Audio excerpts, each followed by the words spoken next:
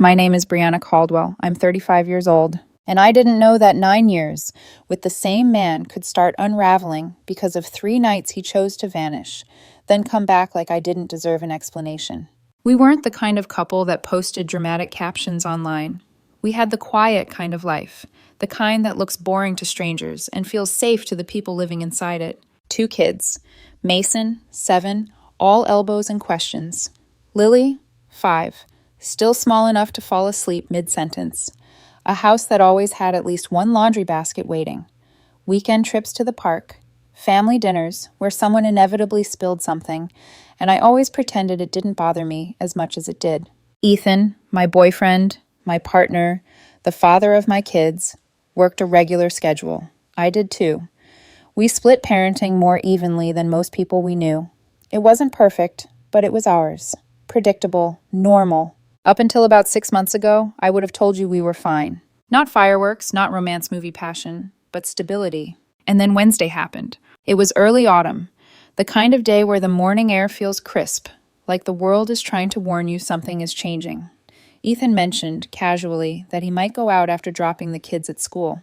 "Just need a breather," he said, grabbing his keys. I barely looked up from the counter. "Sure, have fun." I didn't think anything of it. That first night, I cooked dinner, helped Mason with homework, bathed Lily, read 2 bedtime stories because she begged. By 9 o'clock, the house was quiet except for the hum of the refrigerator and my own footsteps. At 9:12 p.m., I texted Ethan, "When are you coming home?" No response. At 10:47, I called, straight to voicemail. I didn't panic immediately. I tried to be rational, because rational feels like control. Maybe his phone died. Maybe he had a few drinks and crashed at a friend's place. Maybe he lost track of time. Maybe he didn't realize how late it was. All reasonable explanations. I went to bed around midnight, expecting to wake up and find him on the couch or hear him in the shower. But when I opened my eyes Thursday morning, the bed beside me was still cold, untouched, like he hadn't even come close. I got the kids ready alone. Mason's mismatched socks, Lily's hair I never braided as neatly as Ethan did, dropped them at school with a smile I felt like I borrowed from someone else. I called again. Voicemail. I texted again. Nothing. By late morning, my worry had turned into something sharper, something that tasted metallic in the back of my throat. I called his best friend, Ryan. "Hey," I said, trying to sound casual. "Ethan didn't come home last night. Is he with you?" Ryan went quiet. "What?" "No, I haven't seen him this week." I called Ethan's mother, Denise. She sounded confused, almost annoyed by the implication. "He's not here, Brianna. He's a grown man. He probably just needed space." Space. That word hit me wrong. Because space is what you ask for before you disappear. Space is what you negotiate. Space is what you take after you tell the mother of your children what's happening. By Thursday afternoon, the thought of calling the police flashed through me. Missing person report, hospitals, car accidents. Then something stopped me. A gut feeling I couldn't name. Not fear of the police, fear of what I might learn. Instead, I went home and started looking. I hated myself for it at first. That guilty feeling you get when you're about to cross a line and you know you can't uncross it. Ethan's laptop was password locked. His phone was obviously with him. But in the kitchen drawer, under charging cables and old birthday candles, there was our old shared tablet, the one we used to stream cartoons when the kids were sick, the one Ethan sometimes used when his phone was charging. I turned it on, and my stomach dropped. His email was still logged in. I sat at the kitchen table like I was about to open a door in my own house that I didn't have permission to enter. Then I told myself the truth. He had been gone almost 24 hours. No call, no text, no explanation. Privacy doesn't outrank parenting. I opened the inbox. At first it was normal. Receipts, spam, work scheduling. Then I saw a name I didn't recognize until I clicked. Sienna Park. I knew that name. His ex-girlfriend. He hadn't said it in years, but it was in the back of my memory like a splinter. The relationship he described as old history. The girl he told me was nothing. The emails weren't nothing. The first ones were playful, too playful, the kind of tone you don't use with a stranger. Inside jokes, late-night messages. Miss you. Still think about that trip. Then the messages changed. They got bolder, more intimate, planning, hotel confirmations.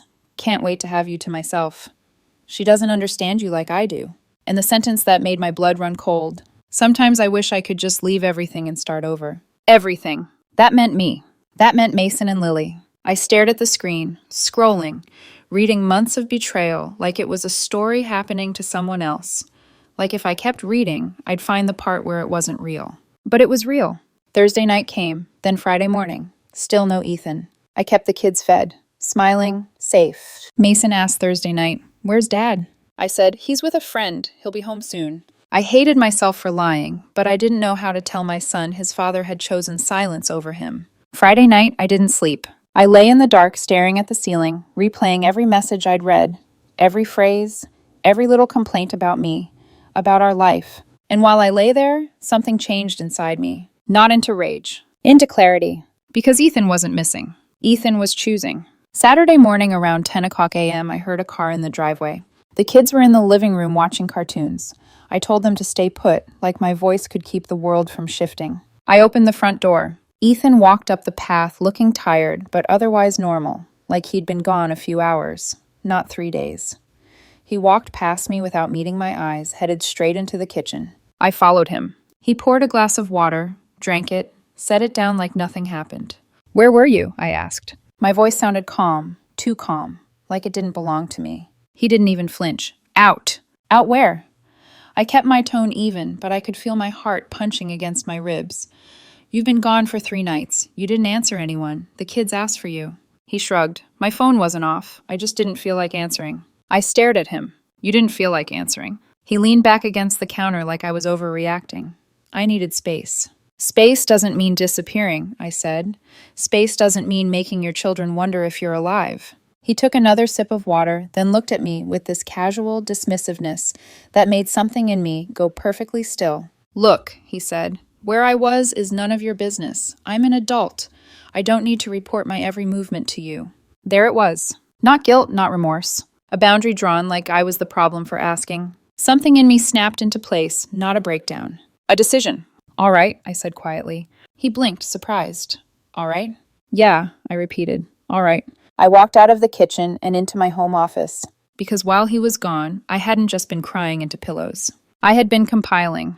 Emails printed, screenshots, bank statements with cash withdrawals, credit card charges at hotels and restaurants, receipts I found in his car's console when I checked it Friday afternoon with shaking hands. And phone records, because the plan was under my name. Hundreds of calls and texts to a number I didn't recognize until I did one simple search and saw her face. Sienna. I slid everything into a folder, and then I walked back into the kitchen like I was carrying something heavier than paper. Ethan was making toast, acting like we were fighting about a forgotten chore. I placed the folder on the counter in front of him. "What's this?" he asked, not looking at it. "Open it." He sighed like I was the unreasonable one. "Brianna, I don't have time for your games." "It's not a game," I said steady. "Open it." He flipped it open. The first page was an email from 3 weeks ago. His words. Her reply. His face drained of color so fast it was almost frightening. His hands started to shake as he turned the page. More messages. Then bank statements. Then hotel charges. Then a photo I'd pulled from her social media. Ethan's arm around her shoulders at a restaurant, both of them smiling like my life wasn't waiting at home. He looked up at me, voice thin. "Where did you get this?" I tilted my head. "Does it matter?" His jaw tightened. "You went through my private messages." "You vanished for 3 days," I said. I think I earned concern. "This is illegal." "It's not," I cut in, calm as ice.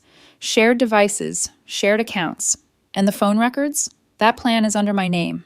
He gripped the counter like it was the only thing keeping him upright. I watched him try to find anger, try to build a defense out of outrage. But his fear was louder. "Were you with her?" I asked. His eyes dropped.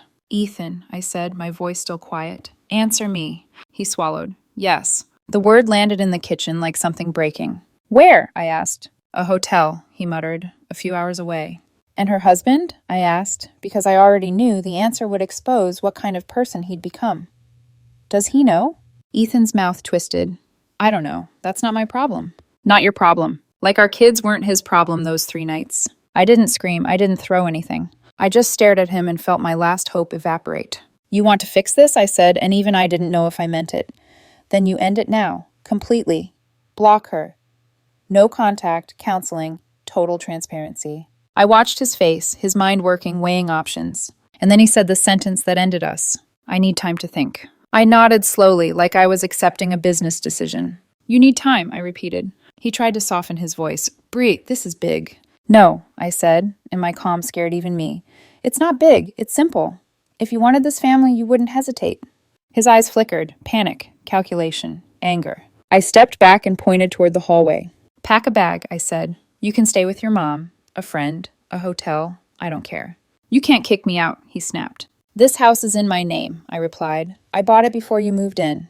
And if you try to take the kids, I'll show a judge this folder and explain you abandoned them for 3 nights to be with your ex. For the first time since he walked in, Ethan went silent. Because he finally understood what the folder really was. Not evidence. Leverage. A line in the sand. He stared at me, and I saw the exact second he realized I wasn't going to be the woman who begged him to choose her. Fine, he said cold. I'll pack. He went upstairs. Drawers opened, closed. A suitcase zipper screamed through the quiet. In the living room, Mason and Lily laughed at cartoons, unaware that the shape of their world had just changed forever. And I stood in my kitchen, staring at the folder, realizing the most terrifying part wasn't that Ethan had cheated. It was that he came home and tried to make it feel normal, as if my pain was an inconvenience, as if his disappearance was a preference, as if I didn't deserve the truth. He came down 20 minutes later with a suitcase. I'll be at my mom's, he said. I didn't respond. He paused like he expected me to crack, to plead, to bargain. When I didn't, he walked out. I watched his car pull away, and I felt something I didn't expect. Not chaos, not hysteria, a strange, steady calm, because the guessing was over. And now finally, I could see clearly. The front door clicked shut behind Ethan, and for a few seconds I just stood there, one hand still hovering near the counter, the other resting on the folder like it could anchor me to reality. In the living room, Mason laughed at something on the TV. Lily clapped, her small hands making that soft slapping sound that usually made me smile. That morning, the house sounded normal, and that was the cruelest part. I walked back into the living room with a calm I didn't feel. Hey, I said gently, lowering myself onto the carpet so I was level with them. Dad's going to stay with Grandma for a few days. Mason's smile faded. Why? Because I searched for a lie that didn't feel like poison. Because he needed to help her with something. Lily blinked up at me. Will he be back for pancakes?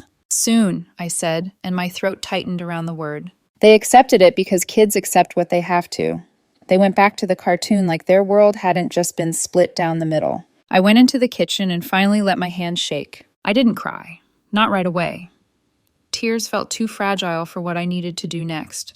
Crying was something you did when you had someone safe to fall apart in front of. I didn't have that.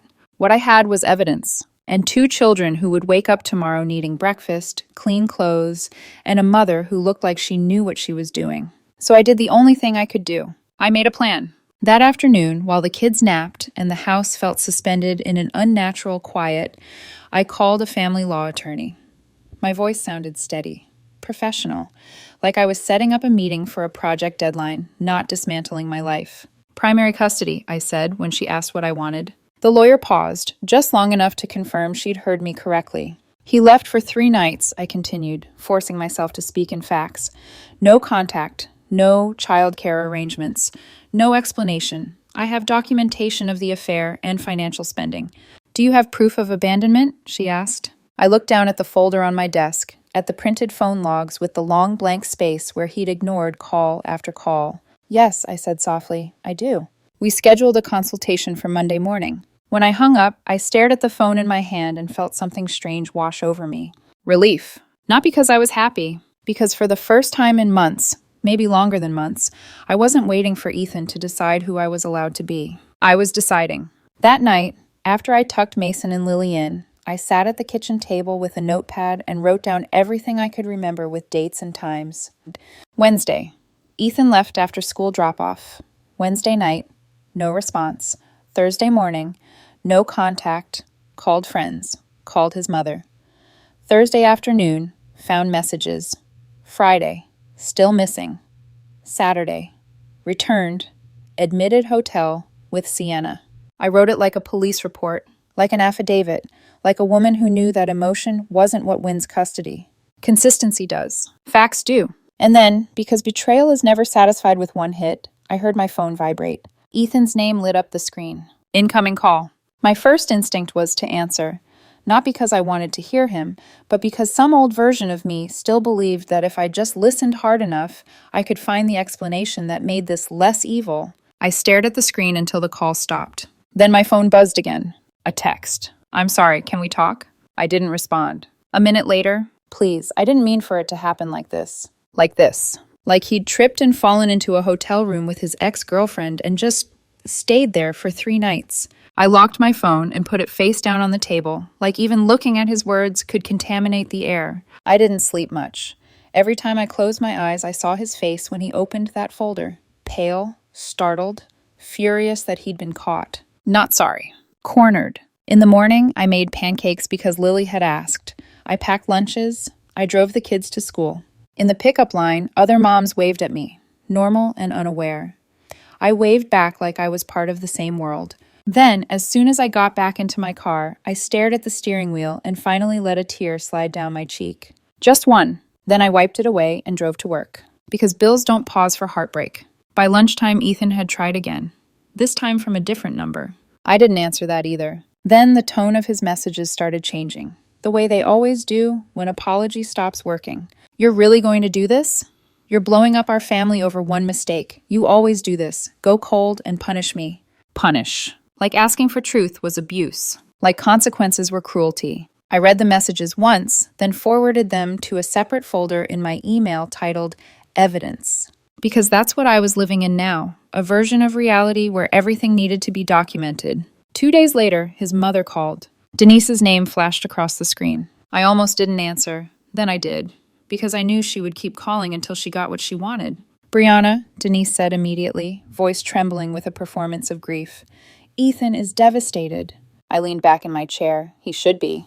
"He made a mistake," she insisted. "He wasn't thinking clearly. He was lonely, and he feels terrible."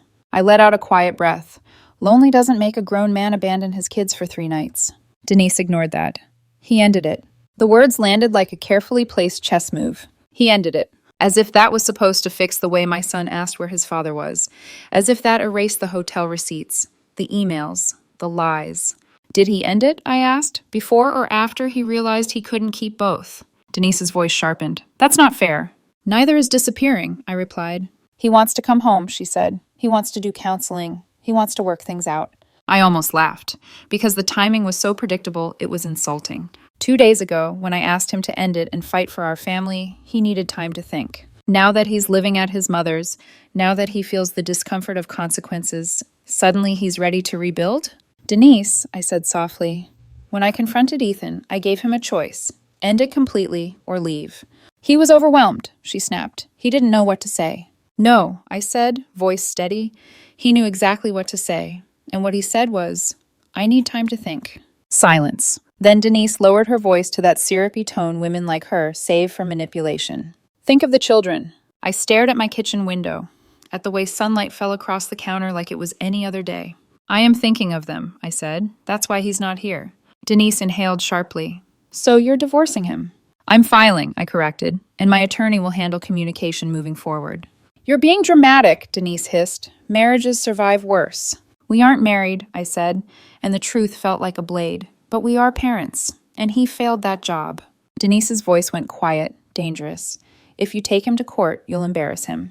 I blinked slowly. He embarrassed himself. Another silence. Then, softer, almost pleading, "Brianna, he loves you." I thought of Ethan's face in the kitchen, the way he leaned against the counter like I was inconveniencing him with my pain. I thought of Mason asking, "Is Dad mad at us?" I thought of Lily whispering, "Did Dad forget us?"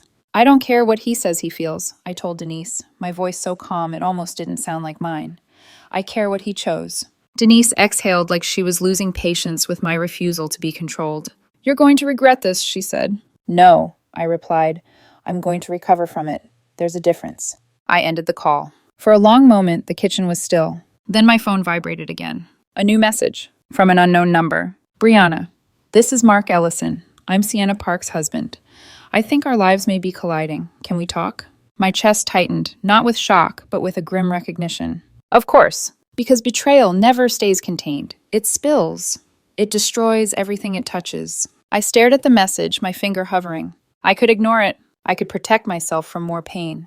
But the word husband kept flashing in my head like a warning light. Sienna wasn't single. Ethan hadn't just betrayed me. He'd helped her betray a whole other family. And now that man was reaching out like someone tossing a rope across a collapsing bridge. I swallowed hard, then typed, "Yes, we can talk. When and where?" The reply came almost instantly. "Tomorrow, coffee shop on Pine Street, 10 a.m. I have things you should see." I read the last line twice. I have things you should see. My hand went cold around the phone. Because I already had a folder of evidence. And I'd thought I'd found everything.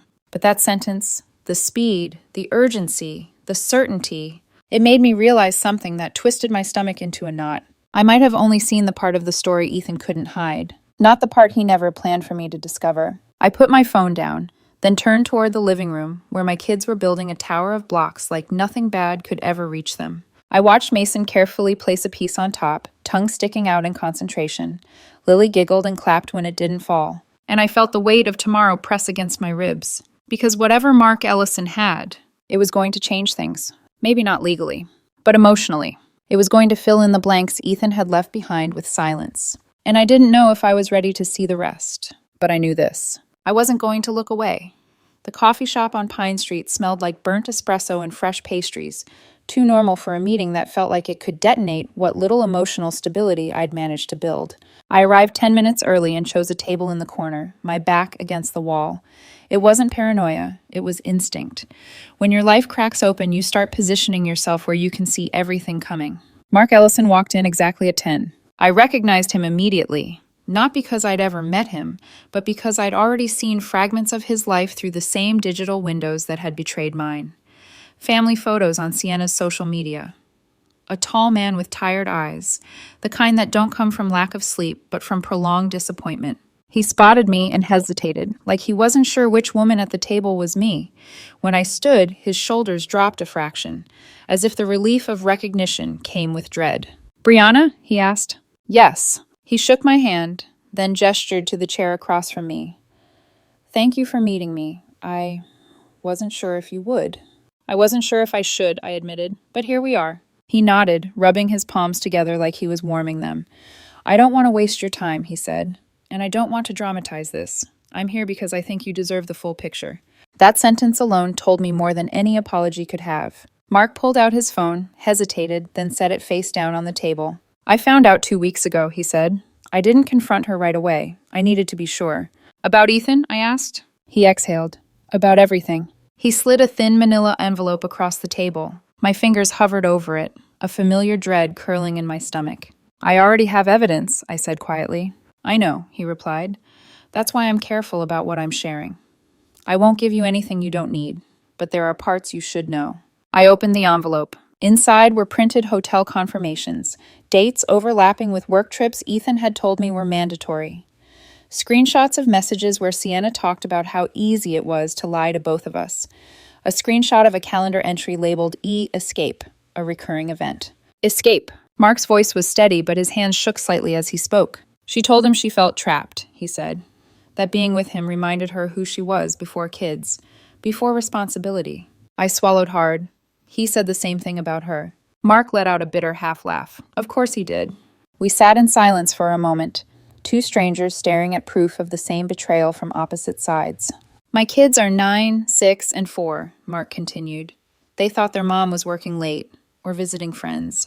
I was the one doing bedtime stories, making excuses. The parallels were so precise it felt scripted. She didn't plan to leave me," he said. "Not really. She wanted options." I nodded slowly. Ethan did too. Mark looked up at me, eyes sharp now. "Did he tell you he loved her?" The question landed like a stone in my chest. "No," I said honestly, but he told her he wanted to start over. Mark closed his eyes briefly. Then he said it to both of you in different words. I didn't cry. I didn't gasp. I felt something colder settle in my spine. Clarity. "I'm not asking you to do anything," Mark said carefully. "I'm not asking you to testify or coordinate or—" "I know," I interrupted, "but if you're willing to share this with your attorney, I can share my documentation with mine. It helps both of us." Relief flickered across his face. "Thank you." We exchanged emails, professional and distant. Two people who had learned the hard way that emotions don't protect children. Paperwork does. When I left the coffee shop, the sky had clouded over, the kind of gray that presses down on you without raining. I sat in my car for a full minute before turning the key. Because now I knew something worse than cheating. Ethan hadn't just betrayed me. He'd built an entire parallel life, one that required my silence to survive. And I'd almost given it to him. By the end of that week, the tone of Ethan's messages shifted again. Apologies dried up. Pleas became accusations. You're poisoning the kids against me. You're acting like a lawyer, not a partner. You always needed control. This is just another way to get it. I read them once, then forwarded them to my attorney. My response was silence. That's when he tried a different tactic. He showed up at the house. I saw his car from the kitchen window, parked too close to the curb, like he didn't plan to stay long. Or like he hoped I'd invite him inside. The kids were at school. I stepped outside and closed the door behind me. You can't just show up, I said, keeping my voice even. I just want to talk, he insisted, eyes darting past me like he expected to see the kids. You can talk to my lawyer, I replied. He scoffed. You're really doing this? Turning me into some kind of villain? I looked at him, really looked. This man I'd shared a bed with, a life with, children with. You disappeared for 3 nights, I said. You spent our money on hotels. You told another woman you wanted to start over. He ran a hand through his hair, frustrated. You don't understand how it felt. I was drowning. So you jumped ship, I said flatly. He stepped closer. If you take this to court, I'll fight you for custody. I didn't flinch. You can try. His jaw tightened. I'll tell them you're controlling, that you froze me out emotionally. I nodded, and I'll show them the folder. For a split second, fear flashed across his face, because the folder wasn't just proof of cheating. It was proof of abandonment. And courts care about that. You're being cruel, he said quietly. No, I replied. I'm being accurate. He stood there for a long moment, searching my face for something. Sympathy, weakness, the old version of me. He didn't find it. Think about what you're doing, he said finally. You're destroying our family. I tilted my head. No, Ethan, you did that. I'm just refusing to clean up after it. He left without another word. I went back inside and leaned against the door, my knees suddenly weak. Not from regret, from adrenaline. Because standing your ground feels terrifying when you've spent years being accommodating. The court date loomed like a shadow on the calendar. In the meantime, the kids started asking harder questions. Why doesn't Dad come to school pickup? Mason asked one afternoon. Why do you get sad when his name comes up? Lily whispered once, like it was a secret. I answered carefully. Truth without detail. Honesty without blame. Sometimes adults make choices that change things, I said. But it's not because of you, and it's not because of me. We started family counseling the week before the hearing. The therapist asked Mason to draw his family. He drew 2 houses. And that was the moment I had to excuse myself to the bathroom and cry silently into a paper towel. The night before court, Ethan sent one last message. If you do this, there's no going back. I stared at the screen, then typed my first reply in weeks. You crossed that line when you didn't come home. I blocked his number after that. I slept better than I had in months. Not because I wasn't scared, but because I wasn't pretending anymore. The next morning, as I dressed in a neutral blazer and flat shoes, nothing dramatic, nothing emotional, I caught my reflection in the mirror. I looked older, but I also looked solid, like someone who wasn't waiting to be chosen, like someone who had already chosen herself. And as I picked up the folder, thicker now, heavier with truth, I understood something clearly. This wasn't about revenge. This was about safety, stability, and teaching my children that love doesn't require self-erasure. I turned off the light, locked the door, and walked toward the car, toward court, toward the rest of the story. The courthouse was colder than I expected. Not just the air conditioning, the atmosphere, the way conversations dropped into whispers, the way people avoided eye contact, like emotion was something that could get you cited for contempt. I arrived early, folder tucked under my arm like a shield. My attorney, Laura, met me in the hallway outside the courtroom. She was calm, efficient, the kind of woman who spoke softly because she never needed to raise her voice. You ready? She asked. I nodded. As I'll ever be. Across the room, Ethan stood with his lawyer. He looked smaller than I remembered. Not physically, emotionally. Like a man stripped of the certainty that used to carry him through conversations he didn't want to have. When his eyes met mine, something flickered. Regret, maybe. Or panic. Or the realization that this wasn't a conversation he could charm his way out of. The judge entered. We stood, we sat. And just like that, our private disaster became a public record. Laura spoke first. She laid out the facts without embellishment. Dates, timelines, documentation, the 3-night disappearance, the lack of contact, the financial records, the hotel receipts, the messages. She didn't say the word affair dramatically. She didn't need to. The evidence spoke in a language courts understand. Ethan's attorney tried to reframe it. He needed space. There was no intent to abandon. He was overwhelmed. He has always been an involved father. The judge listened, took notes, asked questions, then turned to the evidence. And that's when I knew. Because judges don't care about intentions. They care about actions. Mr. Caldwell, the judge said, looking directly at Ethan, did you inform the mother of your children where you were during this 3-day period? Ethan swallowed. No, Your Honor. Did you make arrangements for childcare? No. Did you attempt contact? No. Silence filled the room. The judge leaned back slightly. That is not space. That is abandonment. Ethan's shoulders sagged. His attorney tried again, this time softer. He has since sought reconciliation. He ended the relationship. That is not relevant to the abandonment itself, the judge interrupted. I sat perfectly still, hands folded, heart pounding so hard I worried it might be audible. The judge reviewed the financial statements next. Joint funds, she noted, spent on hotels and travel unrelated to family needs. She looked up. Mrs. Caldwell, I corrected gently. We're not married, Your Honor. The judge nodded. Ms. Caldwell, these funds were not authorized by you? No, I said. My voice didn't shake. I wasn't aware of them until after he left. Another note. Another nail. After a short recess, the ruling came. Primary physical custody awarded to me. Ethan granted structured visitation, initially supervised, with his mother approved as supervisor to maintain familiarity for the children. The judge's tone was firm, but not cruel.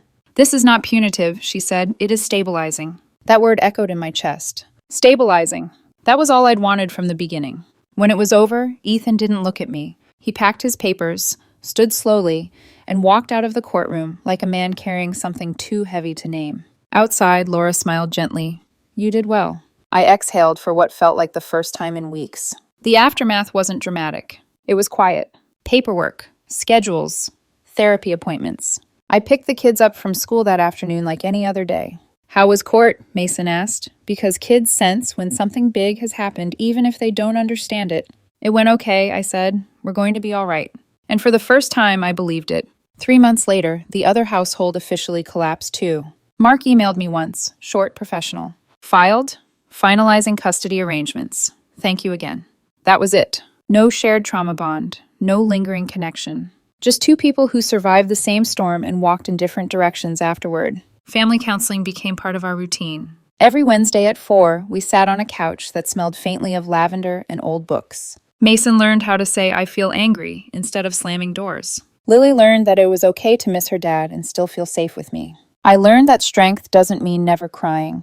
It means crying where it doesn't drown your children. Ethan tried again, a few months in. A letter this time, handwritten, slipped into my mailbox like a confession from another era. He said he'd changed, that he'd been selfish, that he missed us, that he wanted another chance. I read it once. Then I filed it away with the rest of the documentation. Not because I hated him, because I finally understood something essential. He didn't miss me. He missed the life that required nothing from him except presence. And presence without responsibility isn't love. It's convenience. I never replied. On a quiet Sunday morning, months after the ruling, I watched Mason ride his bike down the driveway while Lily chased Bubbles across the yard. The house was still imperfect, still messy, still loud, but it was honest. No locked phones, no unanswered calls, no wondering where someone was at 2 a.m. Just reality, and boundaries, and a kind of peace that doesn't announce itself loudly, but stays. As I stood there, coffee cooling in my hands, I thought back to the moment in the kitchen when Ethan told me where he'd been was none of my business. He was wrong. It became my business, only my business, the second it affected our children. And everything that happened after, the folder, the court, the distance, wasn't cruelty. It was clarity, the kind that costs you a relationship, but gives you your life back. The first time Ethan tried to come back, it was subtle. A mutual friend mentioned casually that he'd been asking how I was doing, that he still cared, that he talked about the kids all the time. I didn't respond. The second time it was louder. He showed up at my door on a Sunday afternoon, just after supervised visitation had ended. I saw him through the window before he rang the bell, hands shoved into his jacket pockets, shoulders tense, wearing the same expression he used to wear when he wanted forgiveness without accountability. I didn't open the door. I spoke through it. You can't be here, I said. I just want to talk, he replied. His voice cracked, like that was supposed to mean something. We've talked enough, I said. If this is about the kids, contact my attorney. I miss you, he said quickly. I miss our life. That was the moment something clicked so cleanly it almost felt gentle. You don't miss me, I said. You miss stability. Silence on the other side of the door. You miss dinners you didn't have to plan, I continued. Kids who were taken care of without you thinking about it. A house that felt like home because someone else held it together. That's not fair, he said. No, I replied. It's accurate. He stood there for a long moment, like he was waiting for the old version of me to open the door. The woman who softened first, who explained herself, who tried to make things easier for him. She didn't exist anymore. He left without another word. That wasn't the last attempt. There were emails after that, letters, friends reaching out on his behalf. A cousin who said, people make mistakes. I never argued. I never defended myself. I didn't need to, because the truth had already done the work. A year passed, then another. And somewhere in the quiet accumulation of ordinary days, school drop-offs, grocery lists, parent-teacher meetings, late-night laundry, I realized something strange. I wasn't angry anymore. Anger burns hot, but it keeps you tethered. I was free. The kids adjusted in ways that surprised me. Mason stopped asking when his dad was coming home. He started asking if we could make pizza together on Fridays. Lily stopped whispering questions at bedtime. She started sleeping through the night again. Their laughter came back slowly, then all at once, like a sound that had been waiting for safety. As for Ethan, his life looked smaller from a distance. A new apartment across town, a full-time job he complained about. Supervised visits that never quite expanded the way he'd hoped. He tried once more, 2 years after the split. A long email, thoughtful, polished, full of insight he hadn't had when it mattered. He said he'd done therapy, that he understood why he cheated, that he knew now what he'd lost. I read it carefully. Then I closed my laptop. Because insight after consequences isn't growth. It's grief. And grief doesn't entitle you to another chance. Looking back now, I can see the signs I ignored. The way he pulled away when I reached for him. The way his phone became an extension of his body. The way he started caring more about how he looked than how we were doing. The way space became his favorite word.